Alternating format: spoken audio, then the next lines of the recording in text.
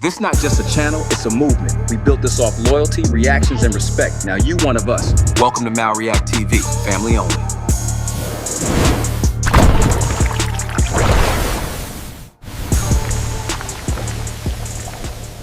Young boy never broke again, and I'm gonna tell you exactly who I am. 10 years old, North Baton Rouge, Chippewa 38th Street, growing up in Louisiana City.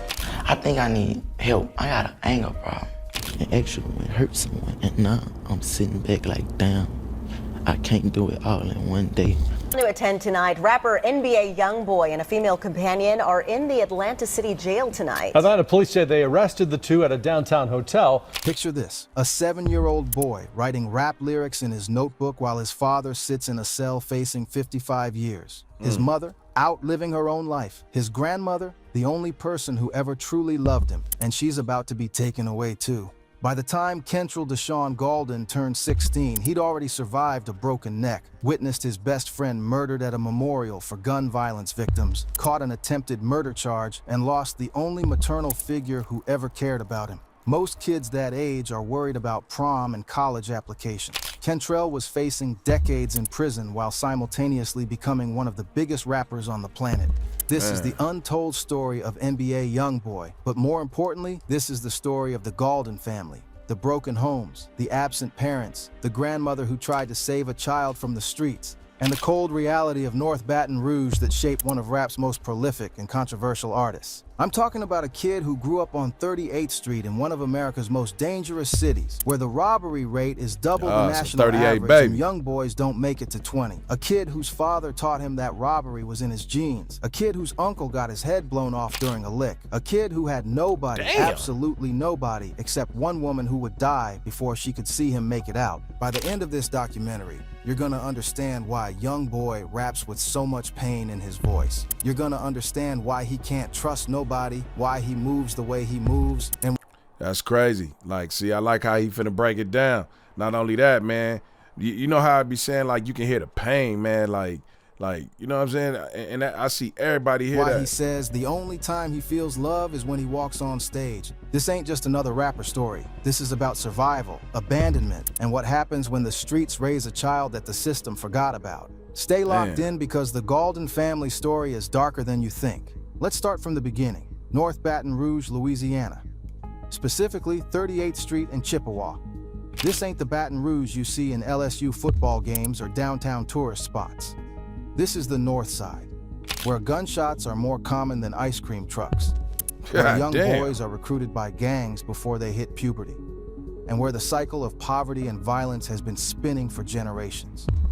Baton Rouge has a robbery rate over double the national average. In the neighborhoods where Kentrell grew up, most crimes go unsolved. Not because the police don't know who did it, but because nobody's talking. Snitching gets you killed. The code of the streets is law. This is where the Gaulden family planted their roots. Said, "I'ma lay it down." Where Kentrell Deshaun Gaulden was born on October 20th, 1999. Let's talk about Kentrell's father first. Jeffrey Tate, also known as Jeffrey Staten in some records. Now, if you listen to YoungBoy's music, you'll hear him reference his pops constantly.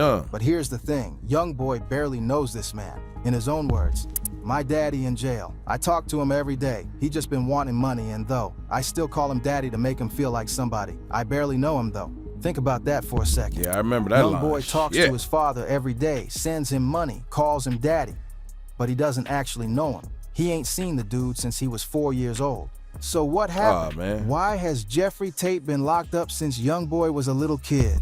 December 1st, 2009. That's the day that changed everything. Jeffrey Tate and 3 other men, including his own brother Dallas Staten, walked into Albee's Market, a convenience store in Delhi, Baton Rouge, around 9 a.m. This wasn't some random robbery. This was calculated, planned, and it was about to go horribly wrong. According to court documents, Jeffrey approached an employee named Sam Tran, who was working at the check cashing station inside the store. Jeffrey pulled out a gun and ordered Tran to get on the ground. When Tran didn't move fast enough, Jeffrey hopped over the counter and pistol whipped him across the head. One of Jeffrey's accomplices then zip-tied Tran's wrists and threw a bag over his head. They cleared out the cash registers, but Jeffrey wasn't satisfied. He went back to Tran, who's already tied up and bleeding, and demanded more money. Tran told them the store had a safe with more cash, but it would take 10 minutes to open. Jeffrey wasn't trying to hear that. He kept demanding money, getting more aggressive, more violent, and then he shot Sam Tran in the leg. Jeffrey and his crew ran out of the store, leaving Tran bleeding on the floor. Now, in a city like Baton Rouge where the robbery rate is sky high, most crimes like this don't get solved. The cops need witnesses, evidence, cooperation. And that's where the story takes a dark. Most crimes like this don't get. Why is this nigga covering his face like that? He ain't got no mad. Like, man, these niggas be fucking me up. And this nigga right here sitting, I'd have left this man, excuse me, y'all. Man, I'd already been in the back with the door closed. You see them niggas coming in here. And when they pass you by, you better walk out the door because I'm going in the back. Solved. The cops need witnesses, evidence, cooperation. You gotta be sharp, and that's dog. Where the story takes a dark turn. Because the person who snitched on Jeffrey Tate was his own blood brother. Damn. Dallas Staten, Jeffrey's brother, YoungBoy's uncle, was brought in for questioning. And it took less than an hour for him to start singing like a canary. Damn. Dallas told the cops everything. He claimed Jeffrey had been talking about robbing the store for weeks. He said Jeffrey wanted him to wear a mask and help with the robbery, even wanted to use Dallas's apartment to plan the whole thing. Dallas claimed he refused, said he wanted no part of it. But here's where it gets messy. Dallas was actually at the store when the robbery went down. He claimed it was just a coincidence, that he was there to cash a check for a friend, but the evidence told a different story. Surveillance footage showed Dallas participating in the robbery. He was the one who zip-tied the victims. He was the one who helped clear out the registers. On camera. And when Jeffrey shot Sam Tran and ran out, Dallas stayed behind, untied Tran, said sorry, and then ran out to warn Jeffrey that one of the employees had grabbed a gun. Years later, YoungBoy would rap about this exact moment on his track Cross Me. Uncle told, now my daddy doing 55. That's not just a bar, that's the truth. Dallas Staten snitched on his own brother, and Jeffrey Tate got hit with 55 years in prison, 10 years for armed robbery, 50 years for attempted first-degree murder. Kentrell was only 8 years old when his father got sentenced. If he didn't shoot him, he wouldn't even got that time and like the that. only male role model in his life, flawed as he was, got taken away for what's essentially a life sentence. But here's the thing that's even more messed up. Jeffrey Tate wasn't just a criminal. He was a product of the same streets that would later try to swallow his son. Robbery wasn't just something Jeffrey did. It was something the Gaulden family seemed to be known for. Jeffrey wasn't the only one in the family with a reputation for robbery. Kentrell's uncle on his mother's side, Andy Gaulden, was also allegedly a known robber in Baton Rouge. Oh, these But niggas Andy's just story violent, ends nigga. even This worse is than criminal Jeffrey. crazy, Andy nigga. Gaulden was shot in the head and killed during a robbery attempt. God The details damn. are murky, but YoungBoy has referenced his uncle's death multiple times in his music. On the track Akbar, he raps about hearing stories of how his uncle was shot in the head, implying their relationship was probably non-existent or distant. On Rip Lil Dave, YoungBoy speaks about his uncle who got shot in the head and died while hitting a lick. And on 38 Baby, he outright declares that Andy Gaulden was his uncle, which means, in his words, robbery is in my genes. Think about what that means for a young kid growing up. Your father is serving 55 years for armed robbery. Your uncle on your father's side snitched and is probably in witness protection or dead himself. Your uncle on your mother's side got his brains blown out during a robbery. What kind of message does that send to an 8-year-old boy? What kind of future does that kid see for himself? But if the men in the Gaulden family were absent or dead, where was Kentrell's mother, Shirhonda Gaulden, or as the internet knows her now, Ms. Shirhonda, YoungBoy's mom who went viral for rapping on Instagram and doing interviews about her son. But back when Kentrell was growing up, Shirhonda wasn't really in the picture. Now, before we go any further, let me be clear. Shirhonda was young when she had Kentrell. She was 22 years old, trying to figure out her own life. She wasn't a bad person. She was just a young woman who wasn't ready to be a mother. In interviews, Shirhonda has been open about her situation back then. I know one thing, I don't hear nobody talking about that nigga mama. One from 5 a.m. to 4 p.m., then another job after that. Sometimes not getting home until 10:30 or 11 p.m. know better. She'd wake up at 5 a.m., drop her kids off at her mother's house, go to work, come home to make sure they were straight, then head to her second job. By the time she got back, it was late and the kids were already asleep at her mother's house. In her own words, my mama always was like, leave Kentrell here, leave Kentrell here. Because where I was staying in Scotlandville on Avenue J, they called it the field. They had a lot of children, they sold drugs and stuff, so Kentrell, he would run up to the cars and get the weed, get the money to the people, whatever, and I found out, so I left him at my mama's house a little bit more than my other children. So even at 8 or 9 years old, Kentrell was already getting involved in the streets. He was running up to cars, playing middleman in drug deals, getting exposed to a lifestyle that most kids don't see until they're teenagers, if at all. Shahanda knew what was happening, and she made the decision to leave. Why he calling her Shahanda? Is that her name? Or is it Sharonda? Kentrell with his grandmother more often, not because she didn't love him, but because she was trying to protect him from the environment she was living in. But here's the harsh reality. Kentrell didn't see it. Hey, man. Y'all can't She tell didn't me love him, but because she was that nigga don't look like Caesar right there. Y'all know Planet Apes? That nigga like Caesar right there, man. He look dangerous as shit. trying to protect him from the environment she was living in. But here's the harsh reality. Kentrell didn't see it that way. On his track, Lonely Child, YoungBoy opens up about his relationship with his mother. My mama, she all about a nigga. She used to put me before niggas. She'll put me out and shit. That's pain right there. That's a son saying his mother chose men over him, that she would put him out of the house for a man. And then he says something even more devastating. My grandma made me feel love, and when she died, I ain't never felt that feeling again. Only time I ever feel love is when I walk on stage. Let that marinate for a second. The only time NBA YoungBoy, one of the biggest rappers in the world, with millions of fans, 12 kids, over $100 million in earnings, the only time he feels loved is when he's performing in front of thousands of strangers. Not from his mother, not from his father, not from his baby mamas or his friends or his crew, only on stage. Now, Shahanda and YoungBoy's relationship has improved over the years. She's been supportive of his career. She does interviews. She even dropped a viral freestyle that had the internet going crazy. She's proud of her son, and in her own way, she's been writing there for all him, her music, but the damage from those early years, that doesn't just go away. YoungBoy has talked about how his mother's absence affected him, how he felt abandoned, how he felt like he wasn't a priority.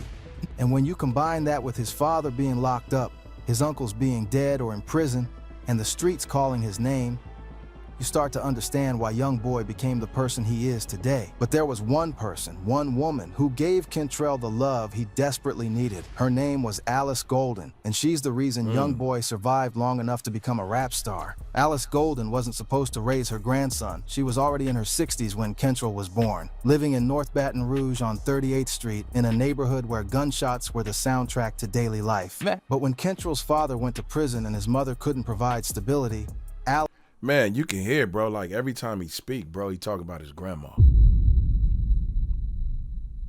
Because it's like they really, really, really are important in your life, man. Like, especially like when, you know, your mother is not, you know what I'm saying? Like, she not really like, she putting you out, you know, she in the niggas more than she is to taking care of you. So it's like, nigga, the streets start taking care of you. But he had a piece of stability that kept him, you know what I'm saying, kept him kind of stable a little bit. But you could tell when she passed away, bro, that was it. Like, for him to say, I only feel love when I get on the stage, that's because that's all y'all out there cheering his name on it. Man, like, he felt like somebody then. When he away, when his grandma passed, he didn't feel like nobody. Alice didn't hesitate. She stepped up. This wasn't some temporary arrangement either. Alice Gaulden became Kentrell's primary caregiver, his protector, his emotional anchor, the only person in his life who loved him unconditionally. In interviews, YoungBoy has been painfully honest about what his grandmother meant to him. My grandma was my everything. That was my protection, my comfort, my protector. So as she died, I seen like just this very big difference inside everything. Alice Gaulden's house on 38th Street became Kentrell's sanctuary. While the streets outside were filled with violence, drugs, and chaos, inside her home was the only place where he felt safe and loved. She cooked for him, helped him with homework, disciplined him when he she acted wasn't up, cooking that. and most importantly, she made him feel like he mattered. The bond between Alice and Kentrell was different from typical grandparent relationships. She wasn't the fun grandma who spoiled him on weekends. She was his primary parent, his emotional anchor, his only source of consistent love. When other kids had both parents at school events, Kentrell had his grandmother. When other kids got in trouble and faced disappointed parents, Kentrell faced a grandmother who loved him enough to correct him. In his own words, "My grandma gave me anything. My grandma made me feel loved." This wasn't just about material things. Alice Gaulden gave him emotional security that allowed him to develop into someone capable of love and loyalty, even in the Yeah, midst if of he didn't chaos. have her, man. As Woo! Kentrell got older and the streets started calling his name, Alice Gaulden became more than just a caregiver. She became his protector against a world that wanted to destroy him. This was the period when young boys in North Baton Rouge were getting recruited by gangs, introduced to drugs, and pulled into cycles of violence. That's the one that usually got ended into in it with death or NLE, prison. right? Alice Gaulden understood That just what got was into happening it with around him. her. She'd lived in North Baton Rouge long enough to see how the game worked. Young boys without fathers, without guidance, without hope, they'd get seduced by the fast money and respect that came with street life. Then they'd end up dead or locked up before they turned 20. She was determined not to let that happen to her grandson. But protecting Kentrell wasn't easy. He was already showing signs of the trauma and anger that— You know what? You know what's crazy, bro? For him to, like, not have a father, but then, you know, I know a boy, he claimed, like, you know, was more of a father to him, but for him to have children and still be a part of their lives, dog, and not do what his father did, shows that his grandma really, really installed love in him, homie. Like, she gave him that piece. That piece of his heart, that love part. Like, the streets gave him, you know what I'm saying, the darkness, but his grandma gave him that would light. later fuel his music. He was getting into fights at school, acting out at home, and starting to gravitate toward the same streets that had claimed his father and uncle. Alice Gaulden had to walk a fine line between giving him love and setting boundaries that would keep him alive. YoungBoy would later rap, referencing how his grandmother knew his true character even when others doubted him. "You watched me since I was a little boy as my grandma raised me. You know I ain't no hoe." When Kentrell started getting serious about music around 2014, Alice Gaulden became his first and most important supporter. While other adults in his life were skeptical about rap being a real career path, his grandmother encouraged his artistic expression.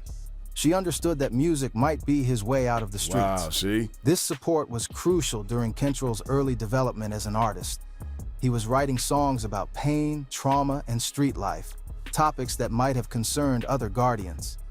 But Alice Gaulden understood that her grandson was processing his experiences through music. She recognized that this creative outlet was healthier than the alternatives available in their neighborhood. Alice Gaulden's house became Kentrell's first recording studio. She let him set up equipment in his room, didn't complain when he stayed up late working on songs, and even listened to his early tracks with genuine interest.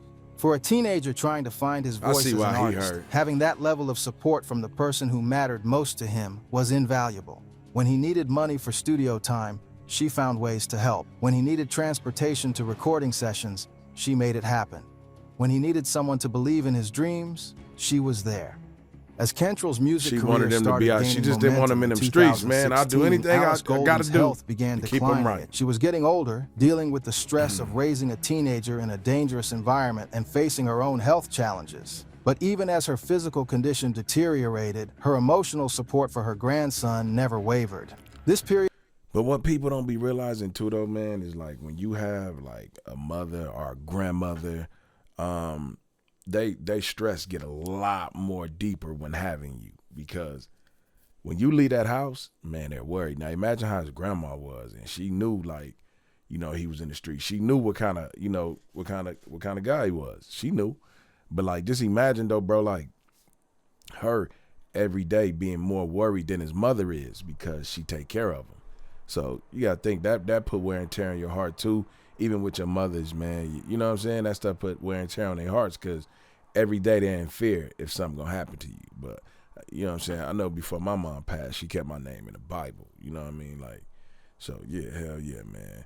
Like that shit, this shit wild, it was particularly difficult because Kentrell was starting to experience success with his music, but he was also getting deeper into street life and legal troubles. Alice Gaulden was watching her grandson achieve his dreams while simultaneously making decisions that could destroy everything. So she got to see part of his success. The stress then. of this situation took a toll on Alice Gaulden. Hey, comment and let me know, man, that, you know, I really want to know, did she get to, I see that, you know, she helped him with, you know, she let him do a studio, all that, but was she able to see some of his success? Comment below and let me know. His health. She was worried about Kentrell's safety, concerned about his legal issues, and struggling with her own physical limitations. But she continued to be his primary source of emotional support, even when she was dealing with her own problems. Alice Gaulden's declining health meant that Kentrell was starting to face the possibility of losing the only person who had ever truly loved him. This fear began showing up in his That music shit with hurt. references to mortality, loss, and the importance of family becoming more prominent in his lyrics. And then she was gone. The exact date of Alice Gaulden's death isn't widely publicized, but it happened. That fucks with you, bro. Like when you have a support system like that and shit, you know what I'm saying? And then that support system just up and leave out of nowhere. Like my mom, like didn't even, you know what I'm saying? Like my mom, 78, she was 78. But man, she didn't move like that, homie. She dressed like younger people. All that. And just one day, man, she just got sick, dog. Came, stayed with me, and man, I watched her deteriorate, and that shit ate me up, bro. Man, like niggas still on meds behind that shit, like for real. So that shit can cause pain. Sometime between 2016 and 2017, right as YoungBoy's career was taking off. That nigga said, on that, what song is that nigga said? I'm on 3 medications just to take away my pain. I was like, fuck, bro. In his own words, so as she died, I seen like just this very big difference inside everything. When Alice Gaulden passed away, NBA YoungBoy lost more than just his grandmother. He lost the only person who ever loved him unconditionally. The impact of this loss cannot be overstated because it fundamentally changed who he was as a person and as an artist. The young man who had always been intense and emotional became even more isolated and guarded after losing his grandmother. Alice Gaulden's death left a void in YoungBoy's life that nobody else could fill. She had been his protector, his comfort, his source of unconditional love, and his emotional anchor. Without her presence, he was forced to navigate the world without the one person who had always been in his corner. The timing of Alice Gaulden's death was particularly devastating because it came just as YoungBoy's career was really taking off. He was achieving the success that she had. See, now who these folks right here? Who these people? Man, was these some people that adopted him? Hey, man, tell me who these people is. Cause man, I'm trying to figure out who these white folk is. Career was really taking off. He was achieving the success that she had always believed he looked could real reach, happy but right she here. wasn't there to see it or share in Smiling. his accomplishments.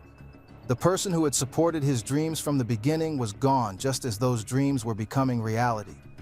When she died, I ain't never felt that feeling again. Only time I ever feel love is when I walk on stage. This statement reveals the profound impact of Alice Gaulden's death on his emotional development.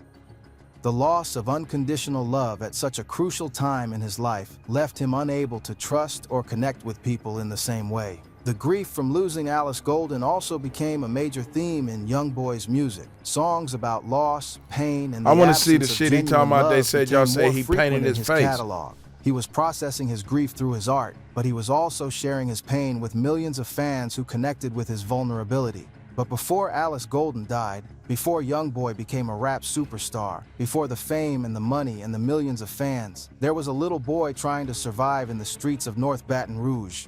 And that little boy was about to experience traumas that would shape him into the artist we know today.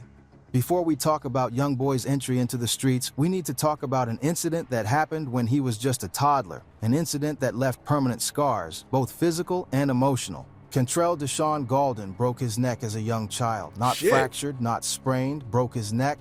According to interviews with his mother, Sherhonda, Kentrell was wrestling and playing in the house with friends. Just regular kid stuff. But at some point, he fell off the bed and landed wrong. He came to his grandmother or mother saying his neck hurt, but he wasn't making a huge deal out of it. He cried, but he wasn't screaming or acting like something was seriously wrong. Oh, They that took nigga him got to a the high hospital pain and the tolerance, doctors dog. examined him. The initial diagnosis, a neck strain. Nothing serious. They sent him home with a soft neck brace, one of those foam collars you can take on and off. But a week later, Kentrell was still complaining that his neck hurt, so they took him back to the hospital for a second opinion.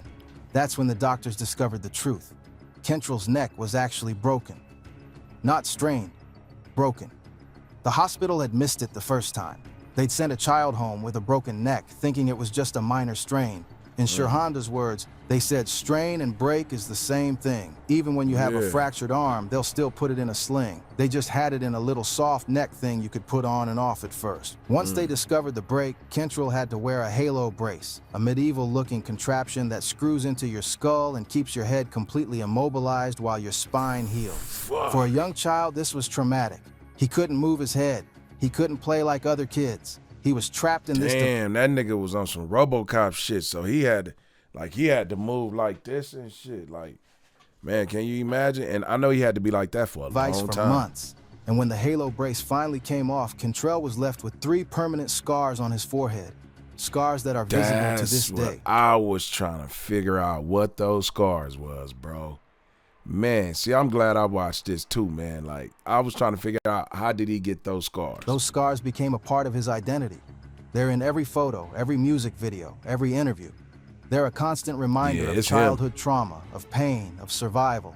But they also became ammunition for his enemies. Over the years, YoungBoy's opponents have used those scars to mock him, calling him Denthead and making jokes about his appearance. It's cruel, but it's also revealing. Those scars represent a moment when YoungBoy was vulnerable, when he was just a kid who got hurt, and his enemies used that vulnerability to try to hurt him again. But here's what's important to understand. That broken neck, those scars, that trauma, it was just the beginning. Because while Kentrell was recovering from his physical injuries, he was also being exposed to violence and loss that would break him in ways that couldn't be fixed with a halo brace. When Kentrell was just 10 years old, he lost one of his closest childhood friends to gun violence. His name was David Cobb, but everyone called him Lil Dave. Lil Dave was about 6 years older than Kentrell, but they were tight. In the streets, Wait a minute, man. He might have messed up when he put this in for the edit and shit. I don't think he know. You know what I'm saying? They were tight. In the streets, age doesn't always matter. What matters is loyalty, respect, and who's willing to ride for you. According to YoungBoy's lyrics, Lil Dave was the one who taught him how to smoke, shoot dice, and get money for sneakers. He was like an older brother, showing Kentrell the ropes of street life. On the song Life, YoungBoy raps about how Lil Dave influenced him, teaching him the game at a young age. But on March 27, 2010, everything changed. A memorial picnic was being held at a park on Woodpecker Street in Scotlandville, Baton Rouge. This event was intended to honor the memory of local teens who had lost their lives to gun violence. Think about that for a second. A peace rally, a memorial for kids killed by guns, a community coming together to say, enough is enough. Hundreds of people showed up, families, friends, community leaders, kids from the neighborhood. It was supposed to be a day of healing, of remembrance, of hope. Man, don't tell me some shit happened on a day like this, man. But unfortunately, the very thing that this event was intended to shed light on would end up happening that same day. At some point during the picnic, a fight broke out. Words were exchanged, tensions escalated, and then bullets started flying. One of those bullets hit 16-year-old David Cobb in the spine. Lil Dave was killed at a memorial for gun violence victims. The irony is devastating. The tragedy is unimaginable. Despite there being hundreds of witnesses at the park that day, Lil Dave's murder went unsolved. Nobody talked. Nobody cooperated with police. The code of the streets, don't snitch, don't talk to cops, handle it yourself, meant that Dave's family would never get justice. They were left grieving without closure, heartbroken that their child lost his life at an event that was supposed to honor teens losing their lives to gun violence. And 10-year-old Kentrell, he was devastated. Lil Dave wasn't just a friend. He was a mentor, a big brother figure, someone who looked out for him in a world where nobody else did. And now he was gone, killed in broad daylight in front of hundreds of people, and nobody was going to pay for it. Years later, YoungBoy would rap about the loss of Lil Dave and the effect it had on him. On For Keeps with Rich the Kid, he raps that Dave was killed by a chopper and that he wishes he could call him. On Homicide, YoungBoy expresses his desire to get revenge and kill the person who took Dave's life, saying he knows Lil Dave is still with him. On Pour One, he speaks about Dave's death, turning his heart cold and making him become a killer. On Cage Feeling, he talks about how losing Dave at such a young age changed him fundamentally. On Better Man, YoungBoy claims to be tormented by the image of Lil Dave's murder in his mind. And on How I'm Living, he vows to make the people responsible bleed for what they did to Dave. There's even an unreleased track called Hold 13 that appeared in a trailer for his album Top, where some fans believe YoungBoy is confessing that when he made his first $20,000, he spent it on a hitman to get revenge on Lil Dave's killer. Whether that's true or not, we don't know. But what we do know is that Lil Dave's death had a profound impact on young Kentrell. He was 10 years old when he witnessed the aftermath of his friend's murder. 10 years old when he learned that Hold on, y'all. I gotta go grab this other paper. Hold on.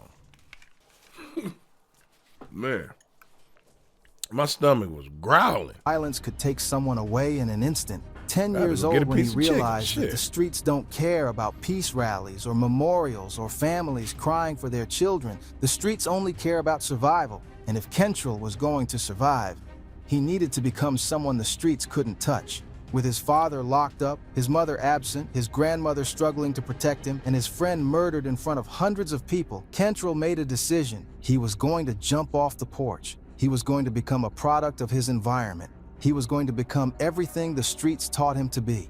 By the time Kentrell was 13 or 14 years old, he had dropped out of school in the 9th grade and was fully immersed in street life. Remember what he said in interviews. After his grandmother died, he started robbing. He started taking from people. He started doing exactly what his father and uncle had done before him. In his own words, I grew up taking. I grew up stealing. That was peace right there. At first, my grandma took care of me, and when my grandma died, it started catching my attention at a younger age. I got booked for robbery at age 14. At 14 years old, Kentrell caught his first robbery charge and was sent to juvenile detention for 6 months. Think about that. 14 years old, locked up in juvie, surrounded by other kids who had also been failed by the system, failed by their families, failed by society. But here's where the story takes an interesting turn, because those 6 months in juvenile detention might have actually saved Kentrell's life. While he was locked up, Kentrell started writing music. He wrote at least 25 songs with no beats, just lyrics pouring out of him. Raw emotion, pain, anger, hope, dreams. In his own words, it was basically how I was feeling. It helped me learn how to express myself. I ain't gonna say it was the best thing that happened to me, but it helped me know my purpose. It helped me know what I wanted to do. Music became his therapy, his outlet. His escape from the cycle of violence and poverty that had claimed his father, his uncles, his friends. When Kentrell got out of juvie, he had a choice. Go back to robbing and end up dead or in prison like everyone else in his family, or pursue music and try to make it out. He chose music, but Kentrell still needed a stable place to live. His grandmother had passed away, his mother was still working multiple jobs and dealing with her own life, and his father was locked up. That's when he met OG 33 and his mother, Monique. According to the story, Kentrell met 33 while riding his bike down Chippewa Street. They became friends, and eventually, 33's mother, Monique, took Kentrell in like he was her own son. In OG 33's words, we got the same mom. That's my baby brother. I always look out for him, always take care of him. Monique became Kentrell's second mother, or really his first consistent mother figure after his grandmother died. She gave him a home, stability, and support. And 33, he became Kentrell's brother, his partner, his day one. Together, they would start stealing car batteries out of 18-wheelers to sell so they could afford studio time. They were hustling, grinding, doing whatever it took to make Kentrell's rap dreams a reality. But even as Kentrell was pursuing music, the streets weren't done with him yet. On November 2nd, 2016, Kentrell's cousin Bozilla was shot and killed. The details are murky, but rumors suggested that it wasn't TBG, Top Boy Gorillas, who killed him. It was shooters from a crew called Forever Loyalty. Just a couple hours after Bozilla was killed, Kentrell and his homies decided to slide on the ops. They spotted their enemies on the street and started shooting from their car, but the ops shot back. Man, he wasted no time sliding. No time. One of the bullets hit Kentrell's friend, NBA Joe, in the neck. The cops found Kentrell a couple weeks later and hit him with 2 counts of attempted murder for the drive-by shooting. Damn. This was it. This was the moment that could have ended everything. Kentrell was 16 years old, facing serious time in prison, and his rap career had barely even started. If he got convicted, he was looking at decades behind bars. He'd become just another statistic, another young black man from Baton Rouge who didn't make it out. But Kentrell got lucky. His lawyers worked out a deal with the prosecutors. Instead of going to trial for attempted murder, Kentrell pleaded guilty to aggravated assault with a firearm. He spent a few months in prison, and when he got out, he was put on probation. Think about how close he came to losing everything. If that plea deal hadn't gone through, if the prosecutors he'd have been done, pushed bro. for Y'all the attempted we wouldn't murder have had no charges, young boy. if the judge I was had gonna thrown say, the y'all book at nigga, him, weak. NBA YoungBoy as we know him today would not exist. He would just be another kid from 38th Street who died or went to prison before he turned 20. When Kentrell came home from prison, he dropped the track Untouchable. And in that song, you can hear the shift in his mindset. He raps about maintaining, staying on his grind, not slipping or fumbling. He talks about wanting to move to LA where he doesn't have to keep a gun on him. He says his dreams are coming true, but he's surprised because he didn't think he'd make it this far. It sounded like YoungBoy wanted to switch up how he was moving. He wanted to stay away from the streets, away from the legal drama, away from the violence. But as we all know now, that's not how it went down. Because even as YoungBoy's music career started taking off, the streets kept pulling him back in. The beef with his former crew, TBG, was escalating. People were dying, and YoungBoy was caught in the middle of a war that would claim lives on both sides. But before we get into the deadly gang war that would define YoungBoy's career, we need to talk about how he went from a kid writing songs in juvie to one of the biggest rappers in the world. We need to talk about how NBA YoungBoy was born. After getting out of juvenile detention, Kentrell was determined to make it as a rapper. He had the talent, the pain, the stories, he just needed the platform. In April 2015, at just 15 years old, Kentrell released his first mixtape, Life Before Fame.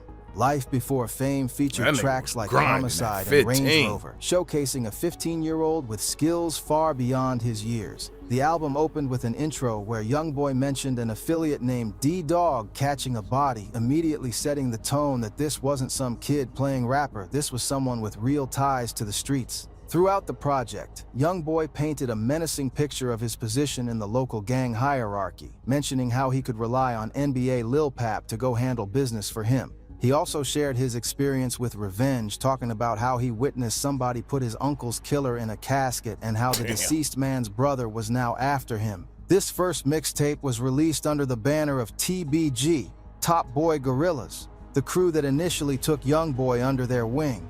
But as we discussed earlier, that relationship would soon turn sour. By December 2015, YoungBoy had left TBG and started his own crew with OG 33 and Montana, Never Broke Again, or NBA. The name came from a moment when they were all sitting on the porch, and YoungBoy said he wasn't trying to go broke anymore. Everyone agreed, and just like that, NBA was born. In OG 33's words, when we was on the porch one day, it was like, we ain't trying to go broke no more. And then he was like, I ain't trying to go broke never. So we never broke again. That's where NBA started from. From December 2015 to October 2016, YoungBoy went on an absolute tear, releasing project after project. Mind of a Menace in December 2015, Mind of a Menace 2 in April 2016, Before I Go in June 2016, and 38 Baby in October 2016. Oh, he was September 21st, 2016. That's the day everything changed. YoungBoy dropped the music video for 38 Baby, and it was like lightning in a bottle. The song was a window into his life, drinking lean, smoking with demons, sending hitters at people, not being able to go anywhere without being armed. The music video showed YoungBoy and his crew toting firearms, living the life he was rapping about. People were shocked to see someone so young surrounded by so much danger. I remember that video. That's the nigga right there. That shit don't look like he fit. About. People were shocked to see someone so young. Him. Oh, that motherfucker got a gun too. Man, I was laughing at him when I seen the music video. I was like, that motherfucker don't look like he fit. I didn't see that. This picture a lot more clear. I knew it. Surrounded by so much danger, communicating such a stark reality so clearly over a catchy beat. The song went viral. To this day, the 38 Baby music video has over 100 million views on YouTube. This was the moment. This was when NBA YoungBoy went from a local Baton Rouge rapper to a national phenomenon.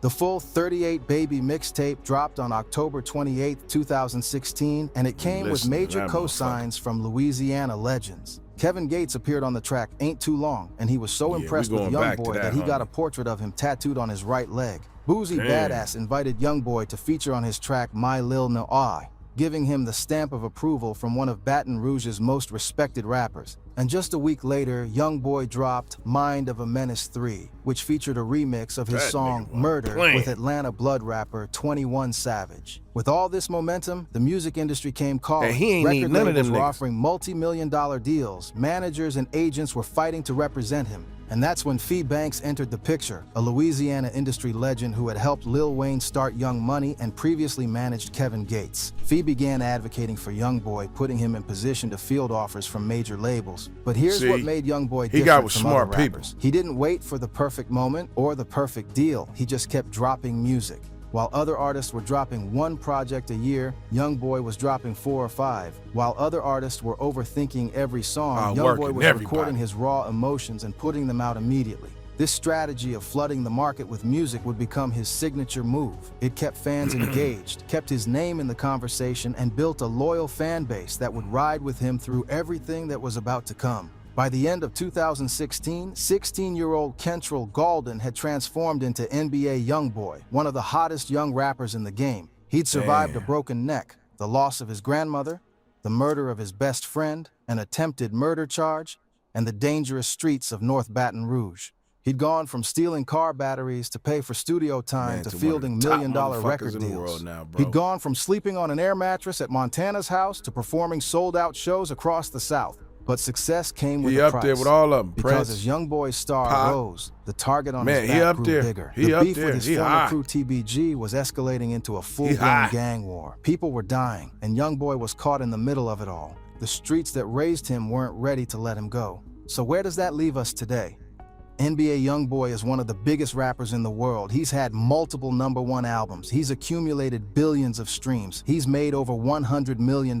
He has 12 children. He has millions of fans who would die for him. But he's also been arrested multiple times. He's been on house arrest for years. He's been involved in shootings, legal battles, and a deadly gang war that's claimed multiple lives. And through it all, he's carried the trauma of his childhood. The absent father, the neglectful mother, the grandmother who died, the friend who was murdered, the streets that tried to kill him. Remember what he said, "My grandma made me feel loved, and when she died, I ain't never felt that feeling again. Only time I ever feel love is when I walk on stage." That's not just a bar. That's a cry for help. That's a young man saying he's never felt genuine love since his grandmother died. That the only time he feels valued, appreciated, or loved is when thousands of strangers are screaming his name. YoungBoy has 12 kids with multiple women. Some people clown him for it, but when you understand his background, it makes sense. He's trying to build the family he never had. He's trying to give his children the love and stability that he never received. He's trying to break the cycle of abandonment that defined his own childhood. In interviews, YoungBoy has talked about how important his children are to him, how he wants to be there for them in ways his father never was for him. He's not perfect. Nobody is. But he's trying. And through it all, music has been his therapy. Videos be hard Every though, song bro. is a window into his pain. Every lyric is a piece of his trauma being processed in real time. Every album is a chapter in the ongoing story of a young man trying to survive in a world that's been trying to kill him since birth. That's why his fans connect with him so deeply, because they hear the authenticity, they hear the pain, they hear someone who's been through hell and is using music to make sense of it all. But perhaps the most important part of this story is Alice Gaulden's legacy. She never intended to influence hip-hop culture or impact millions of people around the world. She was simply a grandmother trying to raise her grandson with love and protection in a dangerous environment. By providing NBA YoungBoy with unconditional love during his formative years, she indirectly shaped one of the most influential artists of his generation. The emotional depth that makes YoungBoy's music so powerful can be traced back to Alice Gaulden's influence. She taught him what genuine love felt like, which allowed him to recognize its absence and express that pain in ways that resonate with millions of fans who have experienced similar loss. Alice Gaulden's values, loyalty, family, protection of the vulnerable became central themes in YoungBoy's music and influenced an entire generation of young people who look up to him. The work ethic that YoungBoy displays, constantly dropping projects He keep and his real staying ones in the by him studio, all day. reflects Alice Gaulden's influence. She showed him the value of dedication and sacrifice by giving up her golden years to raise him. Alice Gaulden's legacy lives on through every song YoungBoy creates, saying that pillow every and fan shit he touches, and every life he influences. She was the only person who loved him before he was rich, and that love became the foundation for an empire that continues to grow and impact the world. NBA YoungBoy isn't just a rapper. He's a survivor. He's a product of his environment. He's a young man who's been through more trauma by age 20 than most people experience in a lifetime. And he's using his music to process that trauma, to tell his story, and to give a voice to millions of people who've experienced similar pain. This is the story of the Gaulden family, the broken homes, the absent parents, the grandmother who tried to save a child from the streets, and the cold reality of North Baton Rouge that shaped one of rap's most prolific and controversial artists. Man, I hope y'all watched this all the way through, dog. And if you did, comment below and tell me you did. That's going to let me know you did. If you did, man, y'all ain't helping UNK out, dog. Hey, man, but hey, I like how this dude broke this down about his grandma, man, and how you can see she played a big factor in how he became who he is. Became a real big factor. Like, he broke it down, and I like how he broke it down. Man, like, this kind of shows you the pain that this dude in, man, and how he reaches to the fans for help as well, like a motherfucker, and you can see it, because when he up there, you feel better. But, hey, man, I'm going to catch y'all on the next one, man. We didn't go live with this, but we going to be on Twitch. So I'm going to get on my Mac, man. So, I don't know, something going on with, like, me trying to reset the browser's not showing me, like, I'm live. So I'm going to get on my Mac and do it. So the Mac going to be set up. The screen might look a little smaller, but, hey, it's all good. Peace.